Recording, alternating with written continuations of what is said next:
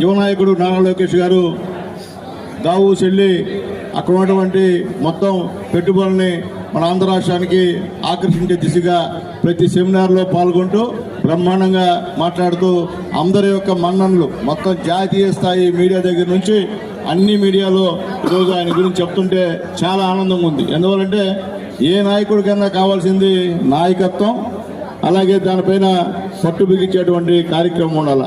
అవన్నీ ఈరోజు మా నాయకుడు నారా లోకేష్ బాబు గారికి ఉన్నాయని చెప్పి మేము ధైర్యంగా చెప్తున్నాం. ఆయన నాయకత్వంలో రాబోయే రోజుల్లో తెలుగుదేశం పార్టీ మరింత ముందుకెళ్తుందని చెప్పి మనస్ఫూర్తిగా కోరుకుంటూ రాబోయే రోజుల్లో నారా చంద్రబాబు నాయుడు గారు, అలాగే ఉప ముఖ్యమంత్రి మా పవన్ కళ్యాణ్ గారు, అలాగే మోడీ గారి ముగ్గురు ఎన్డీఏ గవర్నమెంట్ మొత్తం ముగ్గురు నాయకత్వంలో ఈ రాష్ట్రం బ్రహ్మాండంగా ఉజ్వలంగా ఉంటుందని చెప్పి కోరుకుంటూ అప్పుడు ఉన్నటువంటి రాష్ట్రాన్ని చంద్రబాబు నాయుడు గారు, పవన్ కళ్యాణ్ గారు, మా లోకేష్ బాబు గారి నాయకత్వం ఈరోజు లాభాల్లో తీసుకొచ్చేటువంటి ప్రక్రియ జరుగుతుందని చెప్పి ధైర్యంగా చెప్తున్నాం.